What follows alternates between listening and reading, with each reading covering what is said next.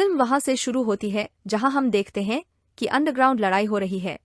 Frankie नाम की एक महिला वहां कार्टर नाम के फाइटर को ढूंढ रही है। एक व्यक्ति ने उसे बताया कि टैटू वाला लड़का कार्टर है और वह वही है जो लड़ रहा है। कार्टर लड़ाई जीत जाता है और उद्घोषक किसी को भी उसका सामना करने के लिए चुनौती देता है। हम देखते हैं कि किसी ने रिंग में प्रवेश किया है और चुनौती स्वीकार कर ली है। वह अपने कपड़े उतारता है और कार्टर उसे और उसके शक्तिपूर्ण शरीर को देखकर डर जाता है। कार्टर इस व्यक्ति को पहचान लेता है और लड़ाई से हटने का फैसला करता है और वहां से भाग जाता है। यह व्यक्ति बिना कुछ किए ही लड़ाई और पैसा जीत लेता है। बाद में वह अपनी कार की ओर जा रहा था, उस पर एक व्यक्ति ने चाकू से हमला कर दिया, जो कहता है कि लड़ाई नहीं होने के कारण उसने अपने पैसे खो दिए। फ्रेंकी इस व्यक्ति से मिलने आती है और उसके घाव में मदद करती है। फ्रेंकी बताती है कि वह जानती है कि वह डाल्टन है, जो पहले यूएफसी फाइटर था और इसमें बहुत अच्छा था। वह एक आक्रामक योद्धा था और उसकी रेप्यूटेशन के कारण कार्टर ने उससे लड़ाई नहीं की और भाग गया। फ्रेंकी ने डाल्टन को उसके रोडहाउस बार में बाउंसर के रूप में आकर काम करने के लिए कहा। हाल ही में वह कुछ लोगों के समूह से परेशान हो रही है जो उसे धमकी दे रहे हैं। वह अपना व्यवसाय शांतिपूर्ण तरीके से नहीं कर पा रही है और उसका कहना है कि वह उसे इस काम के लिए प्रति सप्ताह $5000 देगी। डाल्टन का कहना है कि उन्हें इसमें कोई दिलचस्पी नहीं है, लेकिन फ्रेंकी फिर भी उन्हें अपना नंबर देती है अगर उनका मन बदल जाए तो। बाद में डाल्टन ट्रेन से बाल बचने में सफल हो जाता है और फ्रेंकी के लिए काम करने का फैसला करता है। वह बस से फ्लोरिडा जाता है और एक स्थान पर पहुंचता है। वहां उसकी मुलाकात चार्ली से होती है, जो एक किताबों की दुकान की मालिक है। वह डाल्टन को एक किताब देती है ताकि वह उस जगह के बारे में और अधिक जान सके और उसे बेहतर तरीके से देख सके। डाल्टन बताता है कि वह रोडहाउस बार में काम करने आया है और उसका स्थान पूछता है। चार्ली के पिता स्टीफन आते हैं और अपना परिचय देते हैं और उन्हें बार का स्थान बताते हैं, जो हाईवे के पास है। डाल्टन बार तक जाता है और देखता है कि यह एक सुंदर और समुद्र तट के पास स्थित है। डाल्टन बार में पहुंचता है और कॉफी का ऑर्डर देता है। कर्मचारियों में से एक बिली उसे यूएफसी फाइटर के रूप में पहचानता है और उसे बताता है कि वह उसका प्रशंसक है। डाल्टन का कहना है कि वह यहाँ आकर खुश हैं और उन्हें शांतिपूर्ण माहौल पसंद है। देर रात एक बाइक गिरोह बार में आता है और सभी के साथ दुर्व्यवहार करना शुरू कर देता है। वे जगह को नष्ट करना शुरू कर देते हैं और ग्राहकों को परेशान करते हैं। जब बिली, जो बाउंसर के रूप में भी काम करता है, उन्हें रोकने की कोशिश करता है तो वे उसकी बात नहीं सुनते और उसका मजाक उड़ाते हैं। डाल्टन यह सब देखकर इन लोगों के पास जाता है और उन्हें इसे निपटाने के लिए बाहर आने के लिए कहता है। वे बाहर जाने से इनकार करते हैं और डाल्टन का मजाक उड़ाते हैं, जो कहता है कि वह उनकी बाइक की जांच करने के लिए बाहर जा रहा है। बाइक चालकों को लगता है कि डाल्टन उनकी बाइक को नष्ट कर देगा, इसलिए वे उससे मिलने के लिए बाहर जाते हैं। डाल्टन का कहना है कि वह उन्हें चोट लगने से पहले इस जगह को छोड़ने का एक मौका दे रहे हैं। वह उनसे पूछता है कि क्या उनके पास बीमा है और उनमें से एक ने कहा कि पास में एक अस्पताल है जो 20 मिनट की दूरी पर है, लेकिन उन्हें इसकी आवश्यकता नहीं होगी। डाल्टन उन्हें सबक सिखाने के लिए थप्पड़ मारना शुरू कर देता है। वह उनके लिए बहुत तेज है और आसानी से उन्हें हरा देता है। उसे एहसास हुआ कि वे सभी बहुत बुरी तरह घायल हैं, इसलिए उसने उन्हें अस्पताल ले जाने का फैसला किया। उन्हें भर्ती कराने के बाद एली नाम के एक डॉक्टर ने उन्हें धन्यवाद दिया कि पहले इन लोगों को चोट पहुंचाई और फिर उन्हें यहाँ लाकर उनका काम बढ़ाया। डाल्टन का कहना है कि ये लोग दूसरों को परेशान कर रहे थे और उन्होंने ऐसा सिर्फ पैसों के लिए किया। यह सुनकर एली खुश नहीं होती है, लेकिन देखती है कि डाल्टन को भी खून बह रहा है। वह उसे इसका इलाज कराने के लिए अंदर आने को कहती है और डाल्टन सहमत हो जाता है। बाद में फ्रेंकी डाल्टन को अपना वेतन देती है और बाइकर्स की देखभाल करने के लिए उसे धन्यवाद देती है। डाल्टन का कहना है कि उन्हें ये जगह बेहद पसंद है और ये एक खूबसूरत जगह पर है। फ्रेंकी का मानना है कि वह बिजनेस में इस जगह को काफी आगे तक बढ़ा सकती हैं। वह डाल्टन को ठहरने के उद्देश्य से स्थानीय होटल में चेक इन करने के लिए कहती है। डाल्टन कहता है कि उसे बिक्री के लिए एक नाव मिली है और वह उसे खरीदेगा और उसी पर रुकेगा। फ्रेंकी का कहना है कि वह नाव की मालिक है और उससे कहती है कि उस पर आराम से रहे। वह उसे पास में रहने वाले मगरमच्छ से सावधान रहने के लिए कहती है। डाल्टन नाव पर शिफ्ट हो गया है और उसे वहां का माहौल पसंद है। बाद में उसे सपना आता है कि वह यूएफसी में चैंपियनशिप के लिए लड़ रहा है, लेकिन अचानक जाग जाता है। लॉरा, जो रोडहाउस में भी काम करती है, उसने उसके लिए कुछ नाश्ता लाई है और उसे जगाया। उन्हें उम्मीद है कि डाल्टन लंबे समय तक रुकेंगे और यहाँ काम करेंगे और अपने पहले के बाउंसरों की तरह नौकरी नहीं छोड़ेंगे। डाल्टन चार्ली की किताबों की दुकान पर जाता है और उससे पूछता है कि क्या वह किसी काम के लिए उसके कंप्यूटर का उपयोग कर सकता है। अचानक चार्ली देखती है कि कुछ लोग उसकी दुकान के बाहर परेशानी पैदा कर रहे हैं और वह उन्हें दुकान छोड़ने की धमकी देती है। क्या हो रहा है यह देखने के लिए डाल्टन भी बाहर चला जाता है और जब ये लोग डाल्टन को देखते हैं तो डर जाते हैं और वहां से भाग जाते हैं। चार्ली ने उसे धन्यवाद दिया और बताया कि उसकी मां के निधन के बाद वह सुबह किताबों की दुकान संभालती है, जबकि उसके पिता पैसे कमाने के लिए दूसरी नौकरी करते हैं।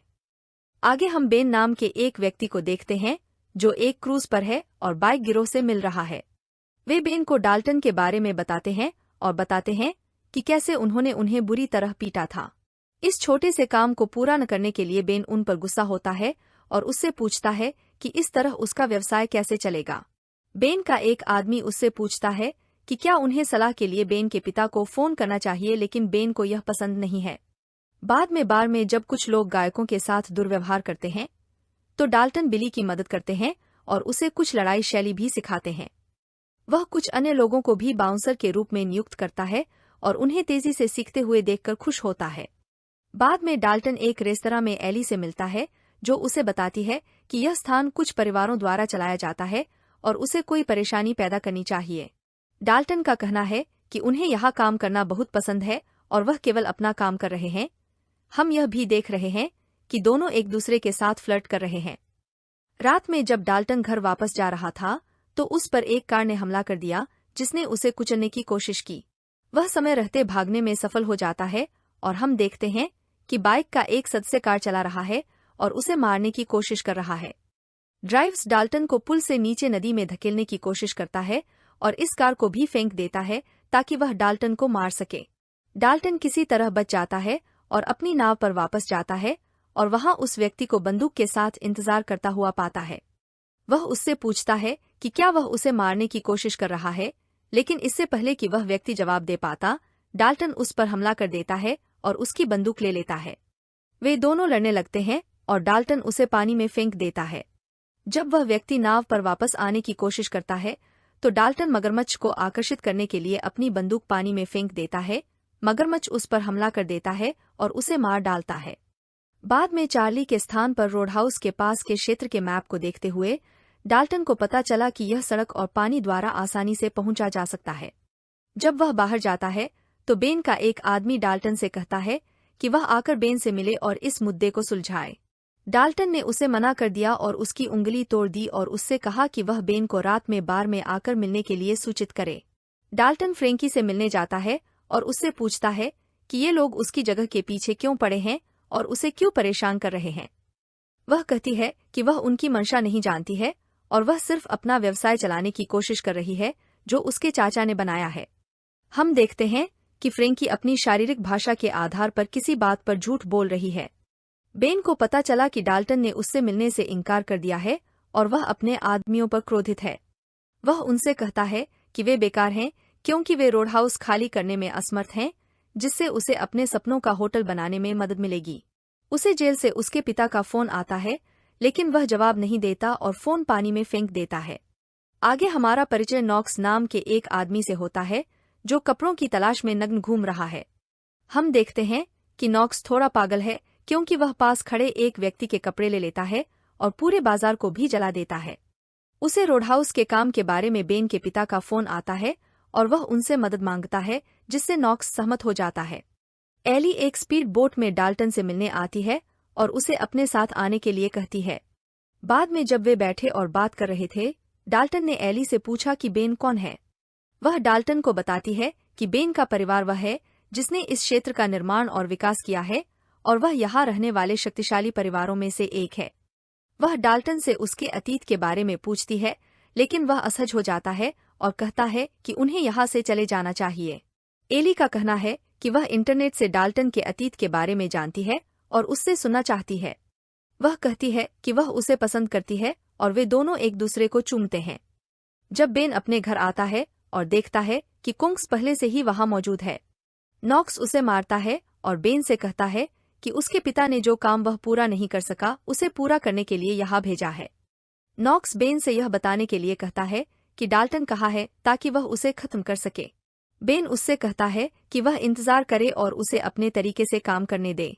यदि वह इस बार काम पूरा करने में असमर्थ है तो नॉक्स अपनी तारा से काम कर सकता है और नॉक्स इसके लिए सहमत है। बाद में जब एली डाल्टन को घर छोड़ती है तो वह देखती है कि कुछ पुलिस वालों ने उसे पूछताछ के लिए गिरफ्तार कर लिया है। पुलिस वाले डाल्टन को अपने शेरिफ से मिलने ले जाते हैं। शेरिफ ने डाल्टन को यह शहर छोड़ने के लिए कहा क्योंकि वह यहाँ बहुत अधिक परेशानी पैदा कर रहा है। डाल्टन ने ऐसा करने से इनकार कर दिया तो पुलिस ने उसे कार से बाहर खींच लिया और मारा। जब शेरिफ डाल्टन को गोली मारने वाला होता है, एली वहां आती है और उसे थप्पड़ मारती है और उसे दूर ले जाती है। वह डाल्टन को बताती है कि शेरिफ उसके पिता हैं, जो शहर में सभी अवैध गतिविधियों को चलाने के लिए बेन के पिता के लिए काम करते थे। वह कहती है कि बेन के पिता के जेल जाने के बाद उसके पिता अब बेन के लिए काम कर रहे हैं। वह कहती है कि डाल्टन को इसमें शामिल नहीं होना चाहिए और तुरंत शहर छोड़ देना चाहिए। हम देखते हैं कि बेन के आदमी चार्ली और उसके पिता को धमकाने के लिए किताबों की दुकान पर आए हैं। रात में बेन डाल्टन से मिलने बार में आता है और उससे पूछता है कि वह उसके काम में इंटरफियर क्यों कर रहा है। वह डाल्टन से कहता है कि वह जानता है कि उसे पैसों से नहीं खरीदा जा सकता और उसे डराया भी नहीं जा सकता। वह डाल्टन को एक वीडियो दिखाता है जो उसे ऑनलाइन मिला था और उससे उसके अतीत के बारे में पूछता है। वीडियो में हम देख सकते हैं कि यूएफसी चैंपियनशिप के लिए फाइट हो रही है, जिसमें डाल्टन अपने दोस्त के खिलाफ हिस्सा ले रहे हैं। लड़ाई में डाल्टन को इतना गुस्सा आ गया कि वह अपने दोस्त को चोट पहुंचाने के लिए मुक्के मारता रहा, जबकि डाल्टन जीत गया। अंत में उसका दोस्त मर गया क्योंकि डाल्टन अपने गुस्से पर काबू नहीं रख सका। बेन को पता चलता है कि डाल्टन को बातचीत से राजी नहीं किया जा सकता है और वह नॉक्स से उससे निपटने के लिए कहता है। नॉक्स अपने आदमियों के साथ बार में आता है और उस जगह को नष्ट करना और लोगों को परेशान करना शुरू कर देता है। बिली और अन्य बाउंसर उसे रोकने की कोशिश करते हैं, लेकिन नॉक्स आसानी से उनसे लड़ता है और डाल्टन को खोजना शुरू कर देता है। डाल्टन नॉक्स के पास आते हैं और वे दोनों आक्रामक और उग्र रूप से लड़ने लगते हैं। उनकी लड़ाई के कारण बार में सब कुछ नष्ट होने लगता है। नॉक्स का एक आदमी डाल्टन को पकड़ता है और फिर नॉक्स उसे बार बार घूंसा मारता है। वह डाल्टन को उठाता है और बार से बाहर फेंक देता है। बार के बाहर एली ने पुलिस बुला ली है, इसलिए डाल्टन ने वहां से जाने का फैसला किया। फ्रेंकी बार में आती है और देखती है कि सब कुछ नष्ट हो गया है। नाव पर डाल्टन अपना सामान पैक करता है और वहां से निकलने के लिए तैयार हो जाता है, लेकिन फ्रेंकी उसका इंतजार करती हुआ मिलती है। फ्रेंकी डाल्टन से कहती है कि वह उसे इस तरह नहीं छोड़ सकता क्योंकि बेन उसका रोडहाउस ले लेगा और एक आलीशान होटल बनाने के लिए उसे नष्ट कर देगा। डाल्टन का कहना है कि वह इस मामले में उसकी ज्यादा मदद नहीं कर सकता, बस वहां से निकल जाना चाहता है। वह डाल्टन से पूछती है कि क्या वह इस स्थिति से डरता है। वह हाँ कहता है और वहां से चला जाता है। जब डाल्टन बस स्टॉप पर आता है तो वह देखता है कि चार्ली की किताबों की दुकान जल गई है और वे अस्पताल में हैं। इस पर वह क्रोधित हो जाता है और शहर नहीं छोड़ने का फैसला करता है। वह उस व्यक्ति को ढूंढता है जिसने किताबों की दुकान को जला दिया था और उसे जोर से मुक्का मारकर उसकी श्वास नली को तोड़ दिया और उसे पानी में फेंक दिया। उनका कहना है कि उन्हें डर था कि यह स्थिति उन्हें इतना आगे तक धकेल देगी और अब वह नहीं रुकेंगे। वह बेन के एक आदमी से पूछता है कि वह बेन को कहाँ ढूंढ सकता है। उसे अगले दिन होने वाले एक सौदे के बारे में पता चलता है, जहां बेन होटल बनाने के लिए पैसे का लोन ले रहा है। डाल्टन सौदा स्थल पर जाता है और पुलिस से पैसे चुराता है। वह पुलिस की बंदूक से शव को गोली मारता है और पुलिसकर्मी को मारकर उसे बेहोश कर देता है। बाद में हम देखते हैं कि डाल्टन अपनी नाव पर कुछ डायनामाइट तैयार कर रहा है जब एली के पिता उससे मिलने आते हैं। वह डाल्टन को बताता है कि बेन ने एली का अपहरण कर लिया है और बदले में उसके पैसे चाहता है। उनका कहना है कि समुद्र तट पर अधिकारी ने उन्हें डाल्टन के पैसे चुराने के बारे में बताया, इसलिए बेन ने एली का अपहरण कर लिया है। डाल्टन एली को मुक्त करने के लिए बेन के पास पैसे लाने के लिए सहमत हो जाता है। डाल्टन एक नाव पर बेन की क्रूज पर आता है और देखता है कि एली के पिता और बेन पहले से ही वहां उसका इंतजार कर रहे हैं। बेन ने डाल्टन को अपने पैसे सौंपने और रोडहाउस को अकेला छोड़ने के लिए कहा। डाल्टन का कहना है कि वह एली को कहीं भी नहीं देख सकते हैं।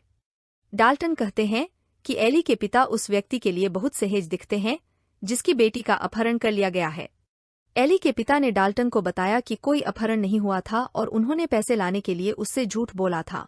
बेन उसे बताता है कि उसने वास्तव में एली का अपहरण कर लिया था क्योंकि वह किसी पर भरोसा नहीं कर सकता था। इस वजह से एली के पिता क्रोधित हो जाते हैं। बेन देखता है कि नॉक्स भी स्पीडबोट में उनकी ओर आ रहा है और उसे यह पसंद नहीं है, इसलिए डाल्टन को पैसे देने के लिए कहता है। डाल्टन एक बटन दबाता है और सभी का ध्यान भटकाने के लिए अपनी स्पीडबोट में विस्फोट कर देता है। जहाज डूबने लगता है और डाल्टन एली की तलाश में निकल पड़ता है। वह एली को एक कमरे में पाता है और उसे जहाज से बाहर निकलने में मदद करता है।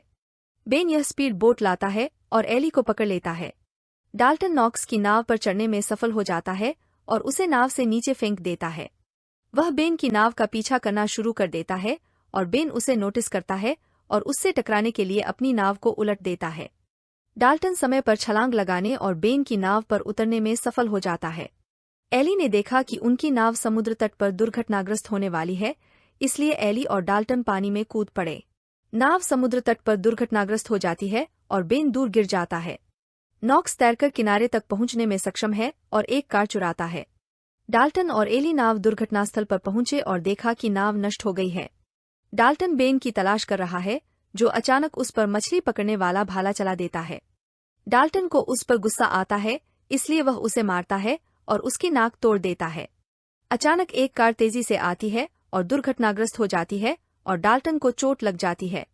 नॉक्स कार चला रहा है और वे दोनों एक दूसरे से आक्रामक तरीके से लड़ने लगते हैं। हम देख रहे हैं कि दोनों एक दूसरे को बहुत बुरी तरह से मार रहे हैं और कोई भी तब तक नहीं रुकेगा जब तक कि दूसरे को मार न दिया जाए। डाल्टन पीछे से नॉक्स को पकड़ने में सफल हो जाता है, लेकिन वह भागने में सफल हो जाता है और डाल्टन पर लकड़ी से वार करता है। बेन आता है और नॉक्स को डाल्टन को मारने के लिए कहता है, जो उस पर क्रोधित हो जाता है और इसके बजाय बेन को मार देता है। नॉक्स एक अन्य लकड़ी के टुकड़े से डाल्टन को मारने जाता है, लेकिन डाल्टन दोनों लकड़ी के टुकड़ों का उपयोग करता है और नॉक्स पर कई बार वार करता है और उसे मार देता है। डाल्टन को इस तरह देखकर एली दुखी होती है और डाल्टन को उसके लिए खेद होता है। एली के पिता वहां आते हैं और डाल्टन को यह जगह छोड़ने के लिए कहते हैं और कहते हैं कि वह यहाँ की हर चीज का ख्याल रखेंगे, इसलिए डाल्टन वहां से चला जाता है। फ्रेंकी खुश है कि उसका रोडहाउस मुफ्त है और वह अपनी टीम को उस जगह को साफ करने और इसे फिर से शुरू करने में मदद करती है। बाद में हमने देखा कि डाल्टन बस स्टॉप पर शहर छोड़ने के लिए अपनी बस का इंतजार कर रहा है। चार्लीज उसके पास आती है और उसे रुकने के लिए कहती है, लेकिन वह अलविदा कहता है और वहां से चला जाता है। चार्ली के पिता को पता चला कि डाल्टन ने उनकी दुकान की मरम्मत के लिए चुराए गए सारे पैसे छोड़ दिए हैं। डाल्टन बस में शांतिपूर्ण दिख रहा है और हम देखते हैं कि नॉक्स अभी भी जीवित है और डाल्टन को खोज रहा है।